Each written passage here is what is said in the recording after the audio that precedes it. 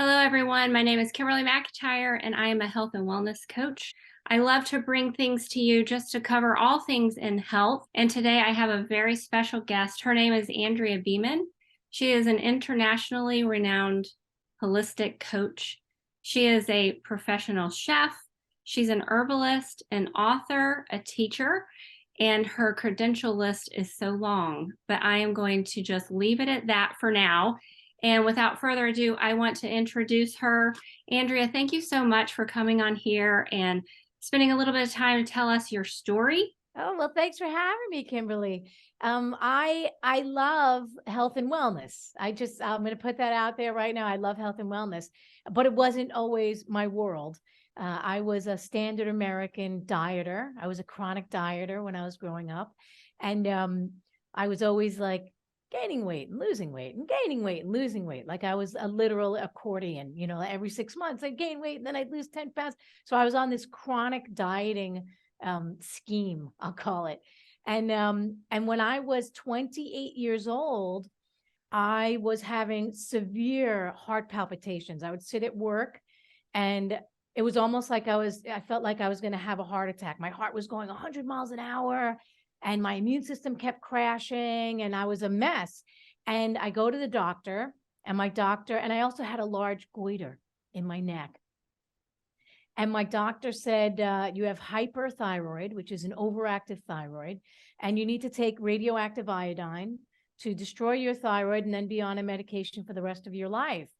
And I was like, I don't want to take radioactive anything. I mean, years prior, I had watched my mom go through the modern treatments of breast cancer, which included radiation and chemotherapy. And that I watched that literally destroy her physical body and her emotional body and her essence.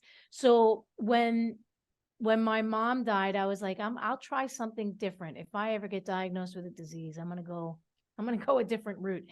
So when my diagnosis came from my doctor and they said radioactive iodine, I said, whoop, nope, I'm not going to do that. I said, listen, I'm going to change my diet and my lifestyle. And my doctor said, I'm 55 years old. That was when I was 28. So that was what, 33 years ago? I can't count. 23 years ago. So my doctor said, your diet and your lifestyle have nothing to do with your disease. And I said, okay. I said, I understand that that's what you've been trained to see. I said, but I'm going to try something else. I'm going to try alternative. I'll come back in a few months. So I left the doctor's office and with the thought that, okay, so now I have this condition and now I have to really make changes. Goodbye dieting, goodbye nonsense, goodbye, Ben and Jerry's low-fat frozen yogurt, goodbye all the coffee with saccharin sweetener that I was drinking all day long. And I changed my diet and my lifestyle as well. And my health started changing. I started to lose weight naturally. I was no longer dieting. I was now eating food. I was eating like real food and not fake food and not packaged food and not low fat, non-fat, fat, crazy, crazy fat. And my health started changing. My acne started to clear up. My hair stopped splitting. My nails stopped splitting. My goiter started shrinking. Wow. And my heart palpitations went away. And I started going to the bathroom on a daily basis, which for a chronic dieter was a rare occurrence. It was like once every 2 days or 3 days or something like that. But now it was like daily basis bowel movement. I was like, wow, whatever this is great. And I go back to the doctor about 4 months later, and I'm 19 pounds lighter. I'm sleeping through the night. I'm feeling fantastic. I have more energy. I'm no longer drinking 3 cups or 4 cups of coffee a day and eating sugar all day long.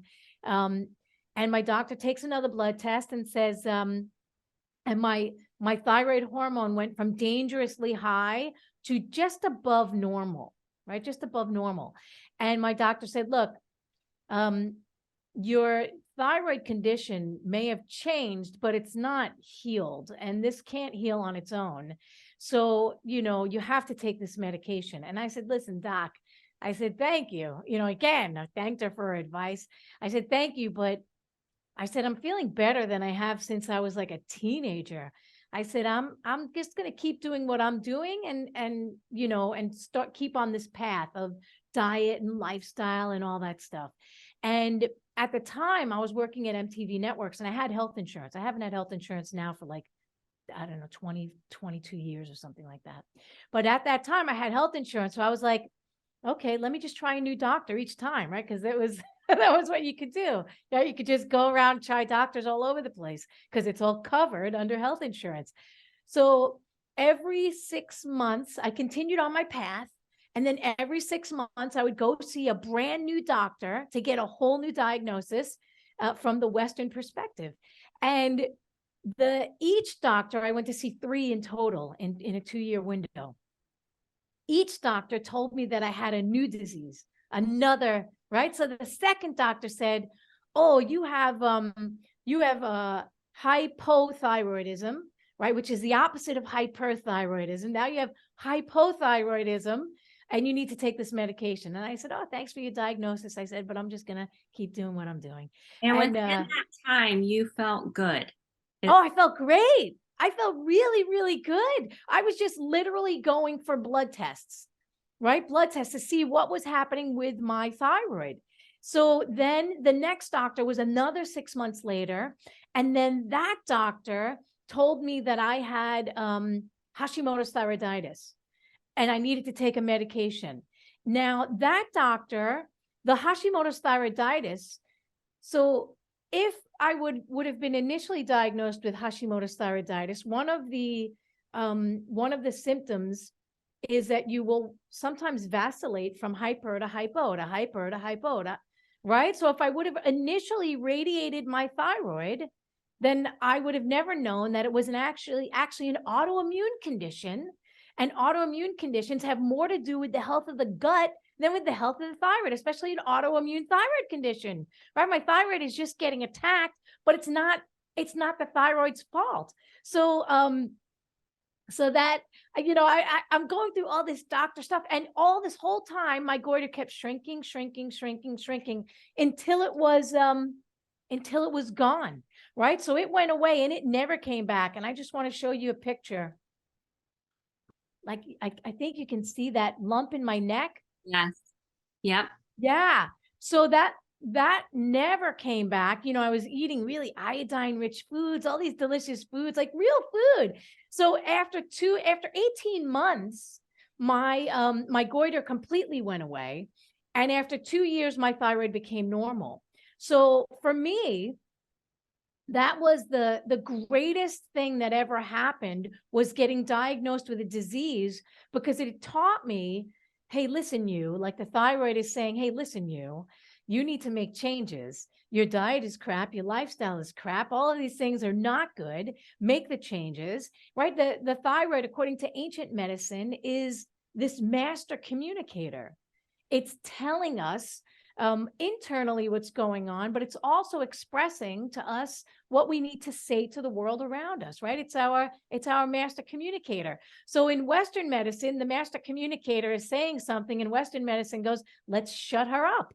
Let's shut her up. Let's either take that thyroid out or put her on medication, because we don't really want to hear what she has to say. I'm just going to plug in my computer so it doesn't die.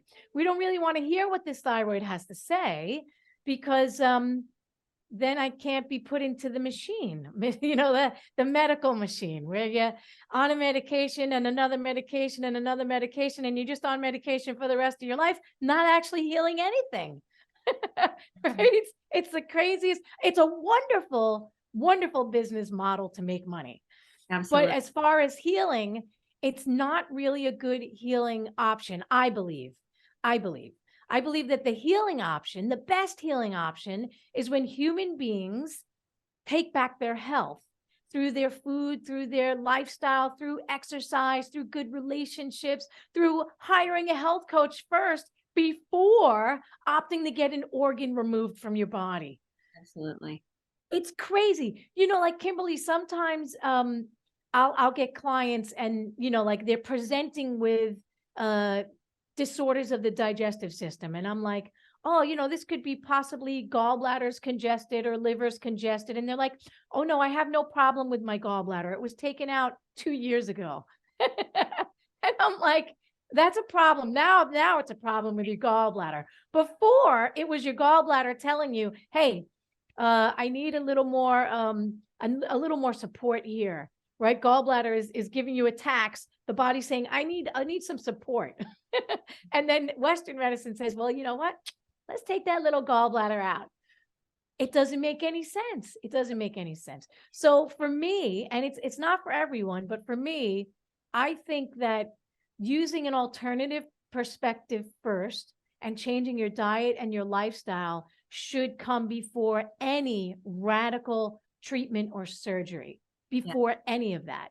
First, start with you. And then if something doesn't heal, give it a couple of years. If it doesn't heal, then go ahead, take it out, do what you need to do. I think that most people, when this happens, first of all, they didn't know how to do this other because no one is telling them. And what a blessing for you to actually listen to your body. And so that's what we teach people as coaches, is how to tune in to what your body's actually saying, because your body knows what to do. We forgot to tune in. But for them to not have that plan laid out for them.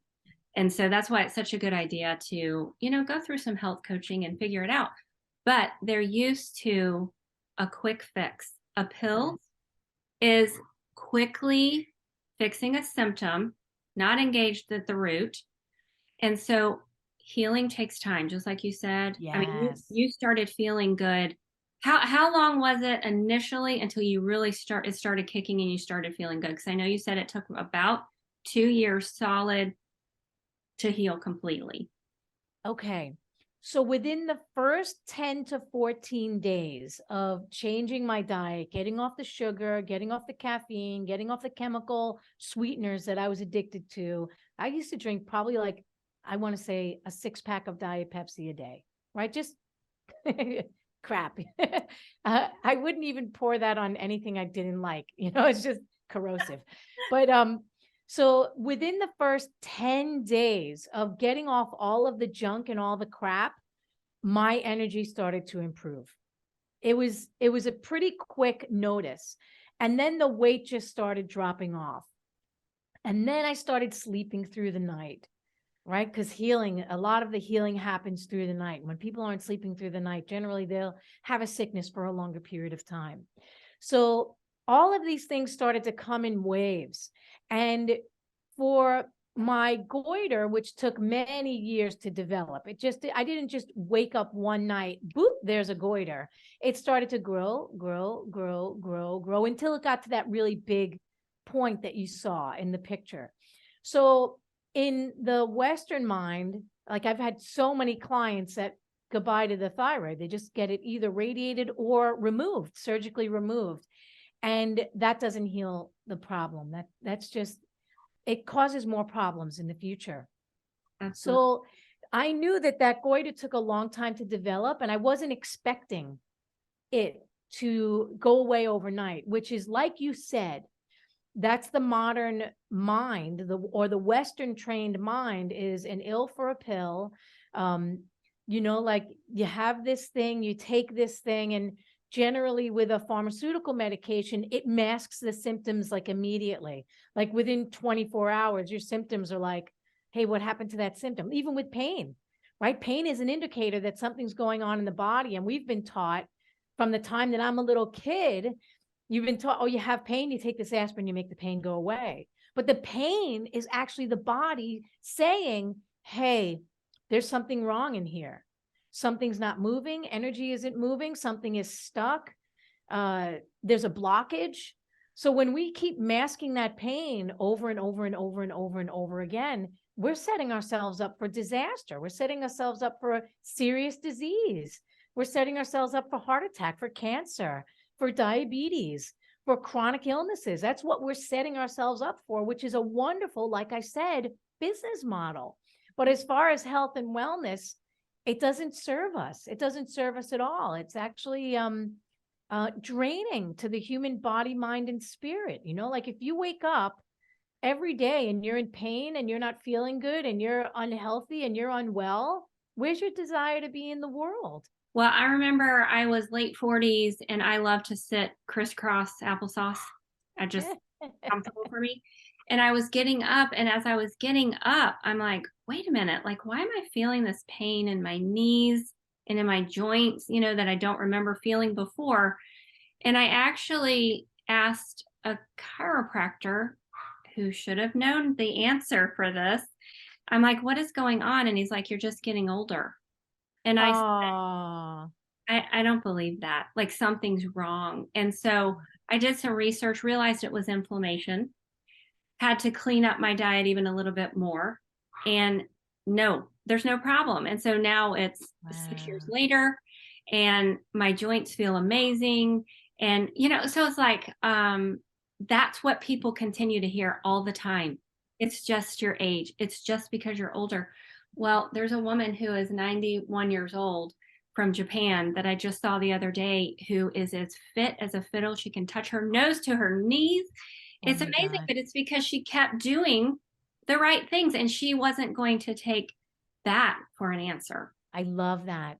And I'm inspired by elders, like when someone is up in their 90s and they're still exercising and they're still moving and they're still eating well and they're engaged. I'm inspired by that. And unfortunately, we have in the modern world a disregard for our elders. They start to age and we put them into this process of medication after medication after medication after medication. Eventually, they're not even functioning anymore. So we ship them off to the nursing homes and to the healthcare centers and the right goodbye. But the elders they have so much wisdom that they carry in them, and we're just disregarding them. So I have people who have actually gone through my program in their 70s. They believe exactly what they have been told. And so they believe I'm just getting older. This is how it has to be. And they stay stuck in that mentality. It breaks my heart because it Yeah. doesn't have to be that way. And I don't know if you've seen anything with my mom in the videos, but my mom is 87 years old. I My saw one of you guys dancing, I think. And you know what? That's her character. So I didn't just put her up on a counter to like make someone laugh. Like that's something she would have done, in her life. She's just vivacious and vibrant like that. I mean, she can touch her hands to the ground. She plays tennis twice a Wow. week. And, fortunately, I was blessed to have been raised. My grandpa was a chiropractor and he believed in eating healthy and taught them. And so I got that, I got to grow up in that Mm, and and then see that play out in her life as she's 87 years old and wow. just still singing in the choir and looks great, and it's just amazing, the little things that we can do to make such big changes in our life and the way that we feel. And touching on the gallbladder, when you had mentioned that earlier, so I had learned from you, if you remove the gallbladder, like so many Mm, people leave and they're like, gallbladder's removed. I'm no, like every organ is affected yeah. and we need to take that seriously. So what's helping aid in digestion now? How are we going to fill that void? And so there are things that we can do, like not to discourage those that have had this happen, but we still need to start supporting the system with nutrients and, changing all those things. Ancient knowledge is that in the modern world, the organs have a mechanical process, right? Heart is pumping the blood, liver is the storehouse for the blood, metabolizing the hormones, the small intestine is digesting your nutrients, right? So it's a mechanical process.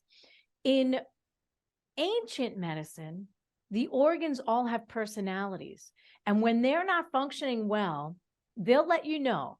So for the liver, if it's where anger lives and where anger is stored. And if we don't express our anger in a healthy way, or if our liver gets congested, it will create more and more and more anger, where the liver is like ready to it's ready to explode, literally.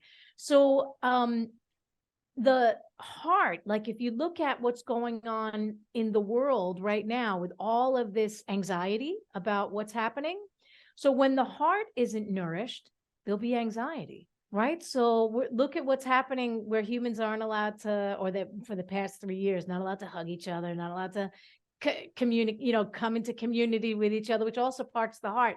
So much anxiety, right?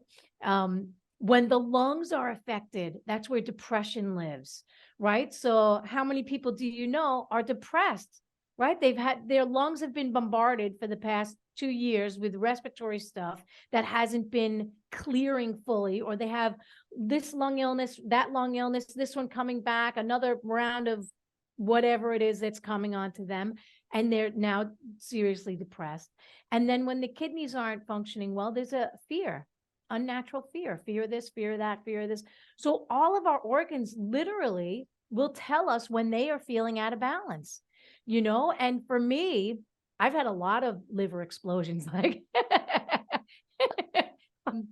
when I was in my early 20s, I used to drink a lot of alcohol and do a lot of drugs, like all the way through my teenage years and right up into my 20s.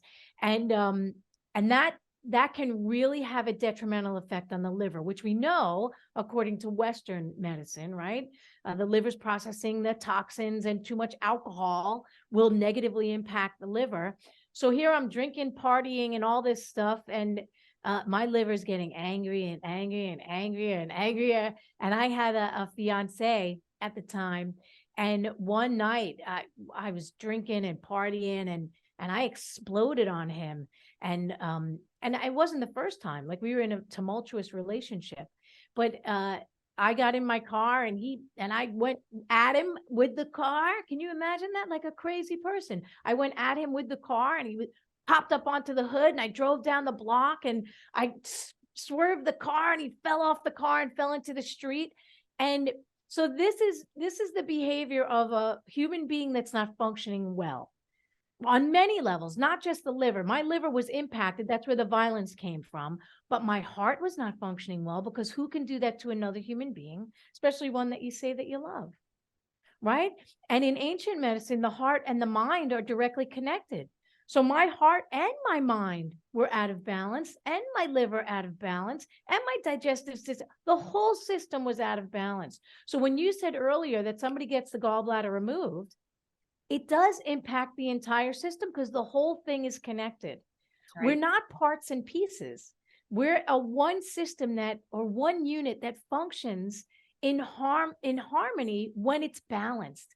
Unfortunately, I'd have to say that the vast majority of human beings on the planet right now are not in a balanced state due to toxic food, toxic environments, not being taught about love, right? We're taught about 2 + 2 = 4, but we're not taught compassion and love, right? At least not in the school system. Right? We're taught the sciences, but we're not taught love the person who's sitting next to you, right? We're not really taught. In kindergarten, they teach you to share, right? Share your stuff.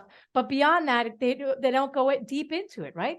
So the human beings are just being taught this one way of being that may not be in harmony with being a fully functioning human being, right? It's just one aspect of us.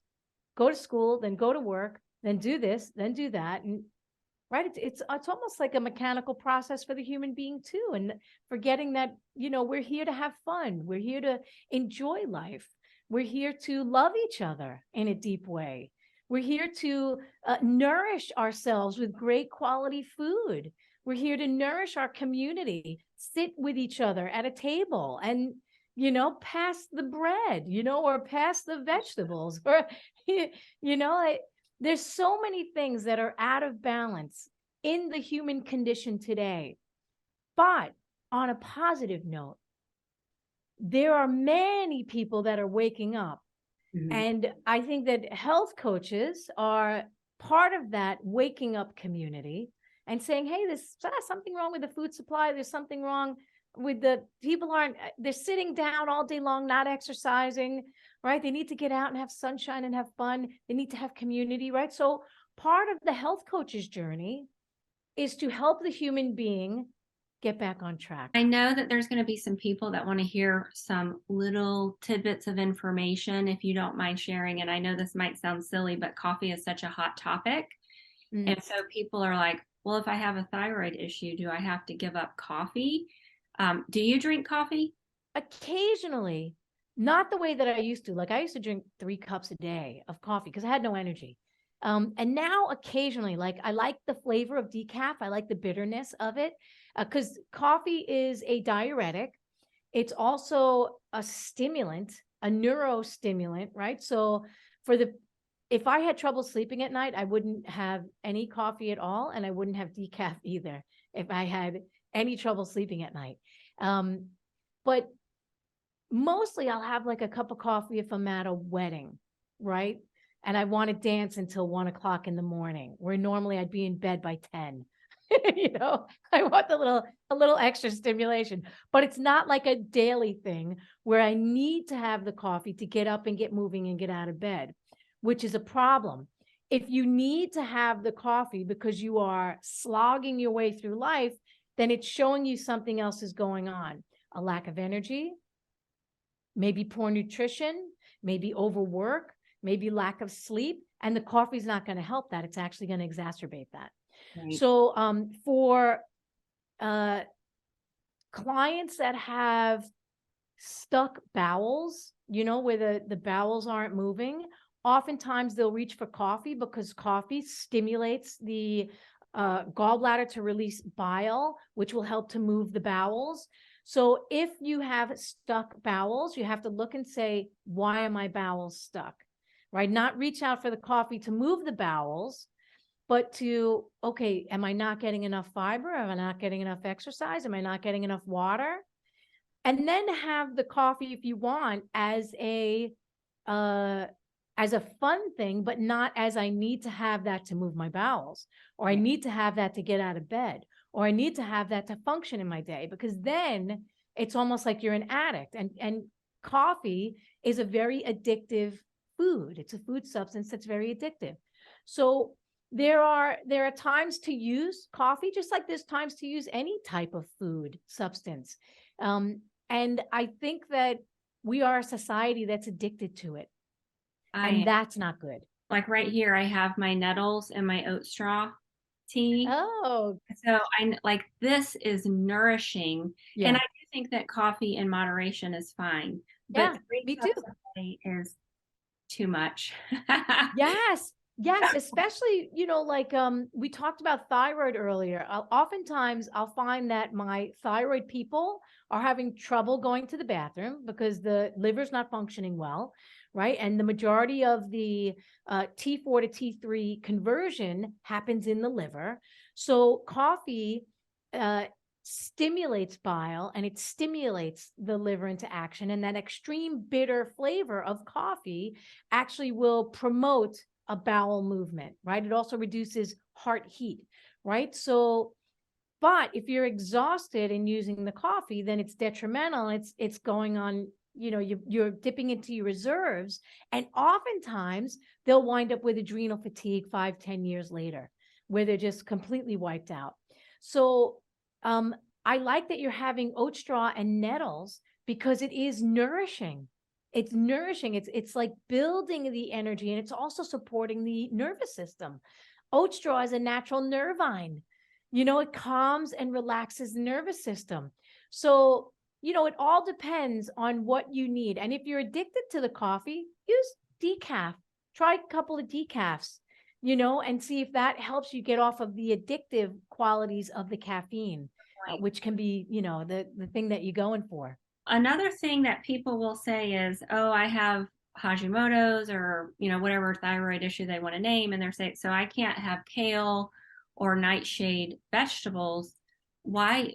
What's that about?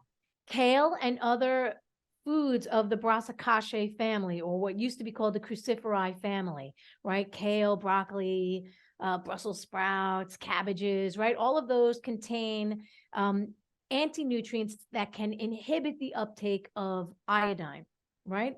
So I have found over the years that the people that are having raw kale smoothie, and then they have a kale lunch, kale salad for lunch, and then they have more kale in the afternoon, they're doing their body a disservice because they may be displacing the iodine.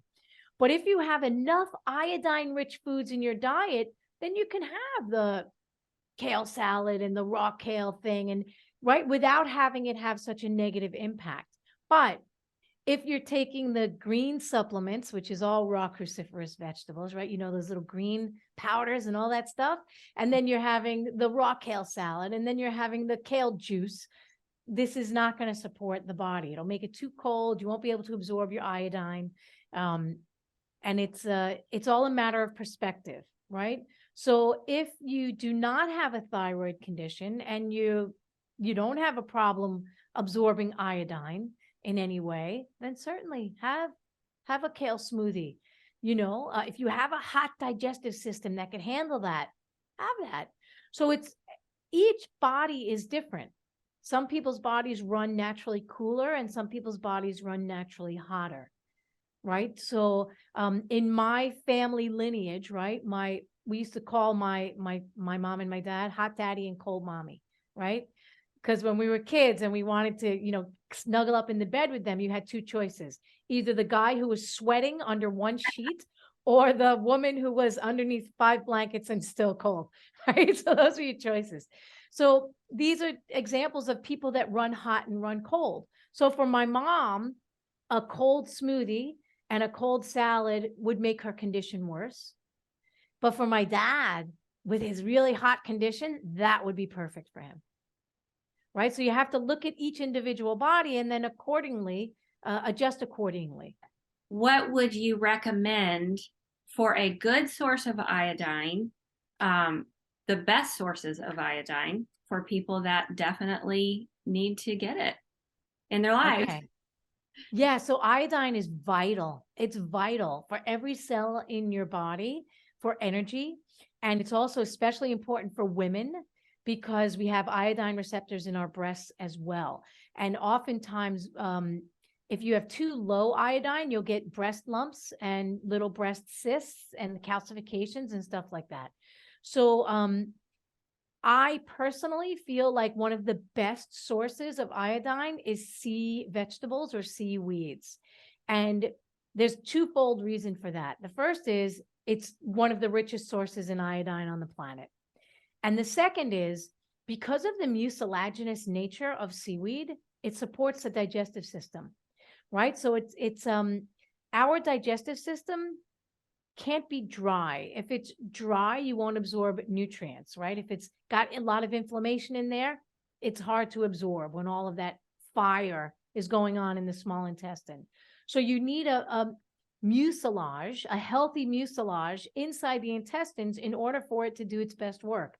So that's why I like seaweed, because it has that mucilage that helps to support the digestive system while giving you iodine at the same time. Now, iodine supplementation oftentimes can trigger Hashimoto's reactions. So, just be cautious and take breaks with iodine supplementation and make sure you're getting some other sources of good quality iodine. Other sources of good quality iodine are like pickled foods, right? Salt brine pickles, kimchi. Kimchi's fantastic. Yeah. I think all of those are really good. Capers, another good one. Do you have some recipes out there for us on that? Oh, yeah. On your On my website, if you go to www.andreabeaman.com, I have a whole list of recipes. You just put into the little magnifying glass at the top and you'll find all the recipes that you want. Perfect. Do you supplement with anything? Do you use any supplements at all? Oh, I do. I Okay. do and it's intermittent. It's not on the daily, but sometimes I'll take a vitamin D. Sometimes I'll take a K2 D3, right? Especially as I went through menopause. So I'm now on the other side of menopause. And I wanted to make sure that my bones were getting what they needed, right? So I put in a little extra K2 and D3. I love supplementing with herbs, meaning like your tea. That for me is a supplement. I'm more of an herb taker than anything. I like it. And is there a Yeah. company that you really enjoy, or it's just kind of here and there? Well, I like Woodland Essence. They're a New York-based company because I live in New York. But I also like Herb Farm. Like I tell my clients to go in because Herb Farm you can find anywhere. You can find in any of the health food stores. You can find it in Whole Foods, right? It's HERBPHARM, Herb Farm. And they have every kind of herb that you can imagine in tincture. Nice. And that's probably the easiest way to absorb the constituents of the herb. And like I said, I'm more of a fan of herbs rather than supplements in general. I'm just learning about all of the benefits of herbs. I have a lot to learn. I have not seen a program on that particular. You don't teach a program on that, do you? On your I do a well, I do a short program on using food and herbs as medicine. It's Okay. 4 modules, and we cook meals, and I show an herbal infusion uh with each class, whether it's the heart and circulatory class or the immune system class, and then how to make medicine in the kitchen class, and then how to detox class, right? So that's a fun little program, and it's like online cooking classes. Well, I want to thank you so much for coming on here and sharing your knowledge. I would just like to take all of that and just, I'm getting it in increments. I've gone through a couple of her programs, and I highly recommend that you get on her website. She's on YouTube, she's on Instagram. Go and check her out. She has got so much great information, not just in that area, but a lot of other areas too. And it's so much fun. You're so much fun. I just love everything that you've got to offer. They can find everything in that one area, www.andreabeaman.com, and everything is there. Recipes, programs, blogs, articles, podcasts. It's a lot of fun. It is, and so much great knowledge. So, thank you guys for watching. Have a great day. And please be sure to like and subscribe and leave a comment. Let me know what you think about this and what else you'd like to hear. Thanks so much.